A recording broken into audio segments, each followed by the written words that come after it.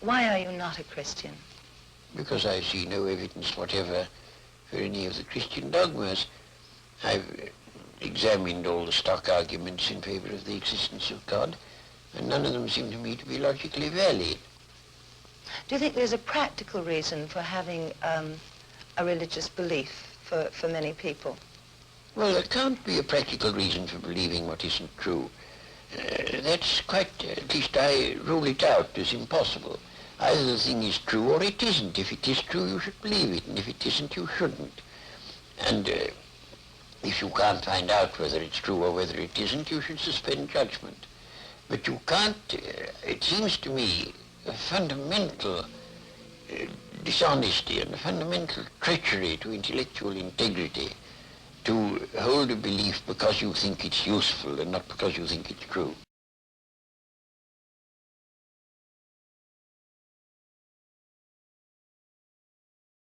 What's in the news, Robin? There you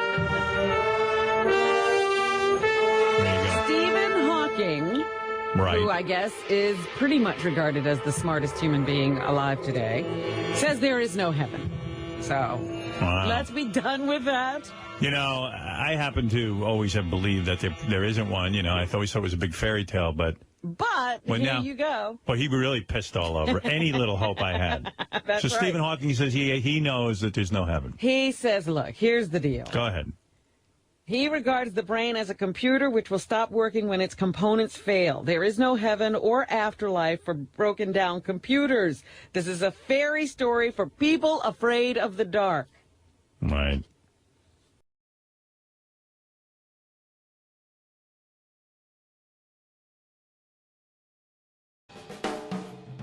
Well, the way I look at it, I think the church is about 200 and some years in arrears in their taxes. They should have been taxing the church all along, because when an organization, which basically is a business, as all these churches and cults and everything are in the United States, they set themselves up and they take money from people, promising them some sort of mental relief or a piece of heaven or whatever the deal is that they're offering, but basically they're taking money from people.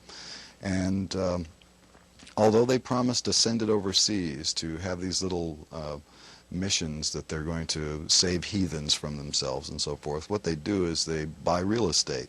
They buy vast quantities of real estate, and they don't pay any taxes on it. And they've got all this stuff that should be taxed. And I'm mad about that.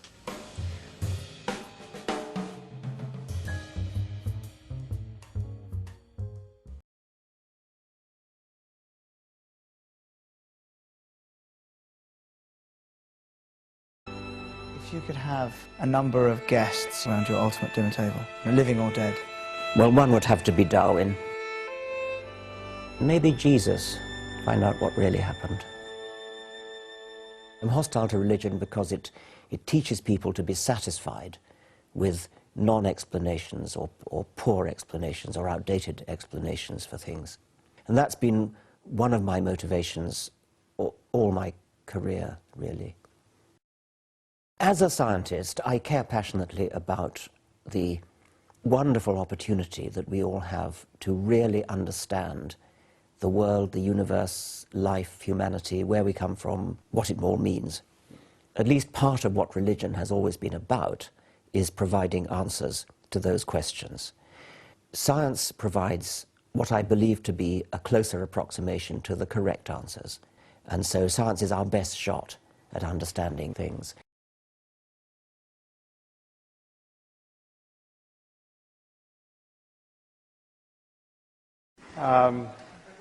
Ask yourselves, what is wrong with spending eternity in hell? Well, I'm told it's rather hot there, for one. Dr. Craig is not offering an alternative view of morality. Okay, the whole point of Christianity, or so it is imagined, is to safeguard the eternal well-being of human souls. Now, happily, there's absolutely no evidence that the Christian hell exists. Okay, I think we should look at the consequences of believing in this framework, this theistic framework, in this world, and what these moral underpinnings actually would be. All right. 9 million children die every year before they reach the age of 5. Okay, picture an Asian tsunami of the sort we saw in 2004 that killed 250,000 people. One of those every 10 days, killing children only under 5. Okay, it's 24,000 children a day, 1,000 an hour, 17 or so a minute. That means before I can get to the end of this sentence, some few children, very likely, will have died in terror and agony. Think of the parents of these children. Think of the fact that most of these men and women believe in God and are praying at this moment for their children to be spared. And their prayers will not be answered.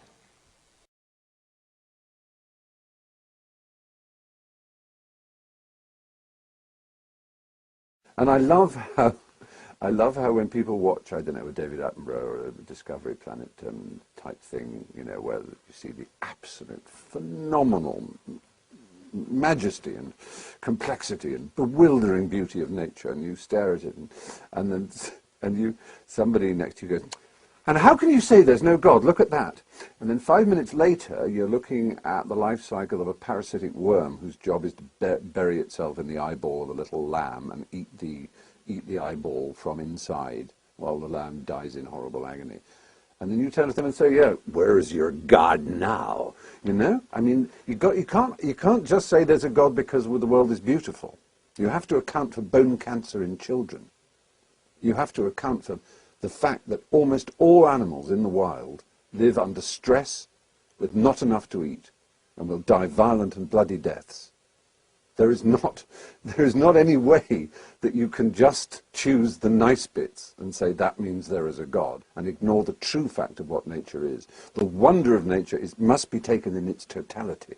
And it is a wonderful thing. It is absolutely marvelous. And the idea that an atheist or a humanist, if you want to put it that way, doesn't marvel and wonder at reality, at the way things are, is nonsensical. The point is we wonder all the way. We don't just stop and say, that which I cannot understand I will call God, which is what mankind has done historically. That's to say, God was absolutely everything 1,000 or 2,000 years ago because we understood almost nothing about the natural world. So it could all be God.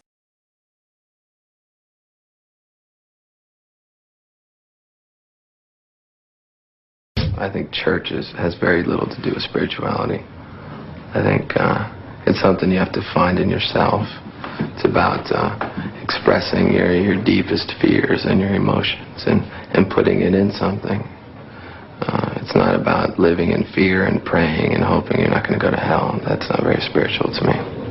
Usually people hate what they're afraid of. It's the classic story. I think that even kind of goes back to Jesus, you know.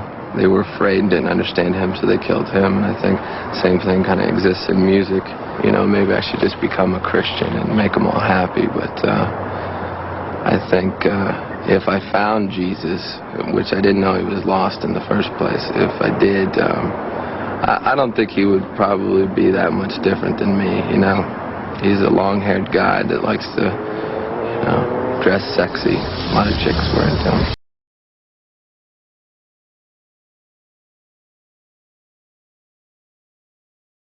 And you are an atheist? I am, yeah. And what do you think of the fact that it seems to be a movement that's gaining credibility as of late? I think it's about fucking time. People do seem to be coming out of the closet about that in a way they didn't before my movie came out. Yeah, well, you know, hopefully that had something to do with it. But, you know, I think you also... I just think it is in general a move. I mean, it's books, it's movies, it's just about time. Well, you saw people who have had 8 years of basically being told nothing other than love Jesus and you'll be fine, you know, 9/11 and Jesus. And I think they're finally starting to come out of that and realizing, wait a minute, maybe if he's wrong about this, maybe this is in fact fundamentally wrong. I think there's still a long way to go. I think it's overly optimistic to think that it's gaining popularity with any kind of speed. But well, it was on the front page of the New York Times this week in a number of places around the country that you might not think it would be happening when they put up a billboard that says, atheists, please call. You know, there was no complaints. There was just people saying, hey, I want to join. Yeah, in 200 years, I think maybe we'll be there. Yeah, I agree. It's not going to happen tomorrow. And you're also, I understand, a big champion of gay rights. Yep.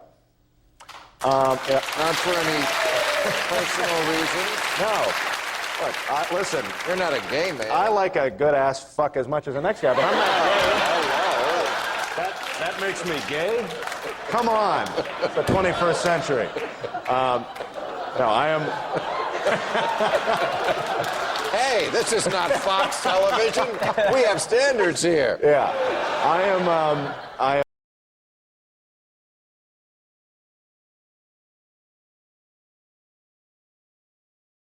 Now, Professor Hawking, in the very last paragraph of your book, you say that if we discover a complete theory of the universe, then it should in time be understandable in broad principle to everyone and not just to a few scientists. And when that happens, all of us will be able to start discussing the why rather than the how. And I quote, "If we find the answer to that, it would be the ultimate triumph of human reason, for then we would know the mind of God." Do you think that God can intervene in the universe as he wants, or is God too bound by the laws of science? The question of whether God is bound by the laws of science is a bit like the question, can God make a stone that is so heavy that he cannot lift it? I don't think it is very useful to speculate on what God might or might not be able to do. Rather, we should examine what he actually does with the universe we live in. All our observations suggest that it operates according to well-defined laws. These laws may have been ordained by God, but it seems that he does not intervene in the universe to break the laws, at least not once he had set the universe going.